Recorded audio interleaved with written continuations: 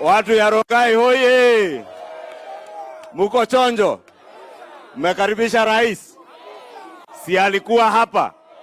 Akiwa hasla, akiwaomba. Hebu imagine sasa yule alikuwa hasla ndiye rais wa mahasla. Na bado ndiye hasla namba. Mheshimiwa Rais, nataka nishukuru huyu gavana wa hapa. Ameniambia hapa maandamano yake ni hii ya kujenga barabara. Maandamano yake ni ya kujengea hawa watu ya soko hapa Rongai.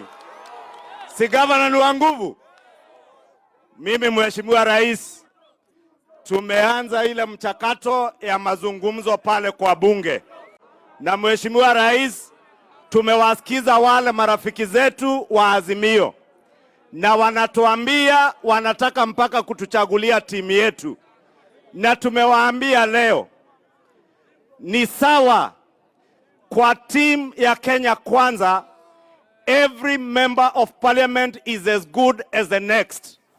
And therefore, if you want to decide for us who you want to play with in your discussions, we are ready. We are ready to listen to you. The only thing we are not ready to listen to you on is for you to have your cake and eat it at the same time. We have therefore told you today, if you want to engage in talks, we are ready.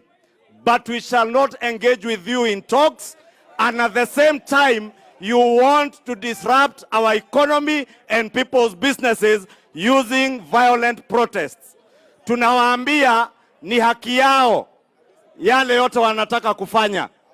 Hata waamue hawataki kuongea na Murugara, wanataka kuongea na Kimani Ichungwa. Niko tayari. Lakini tumewaambia mambo ya nusu mkate, hiyo hakuna.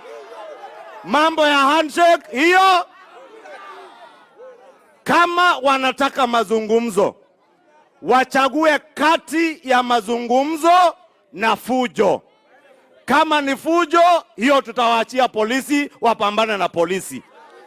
Kama ni mazungumzo, tuko tayari kuzungumza. Si ni kweli watu ya Rongai? You can't have your cake and eat it. You can't have it either way.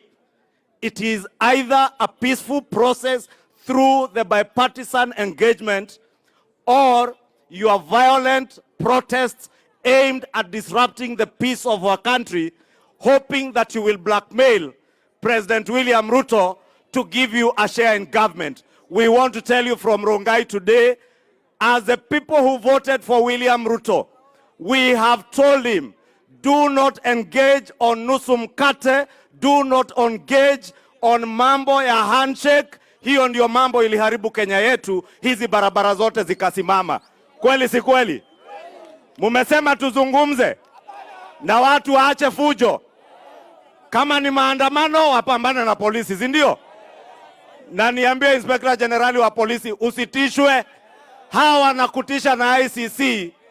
How they are the prime and principal candidates of ICC because they are the instigators of anarchy and violence in this republic.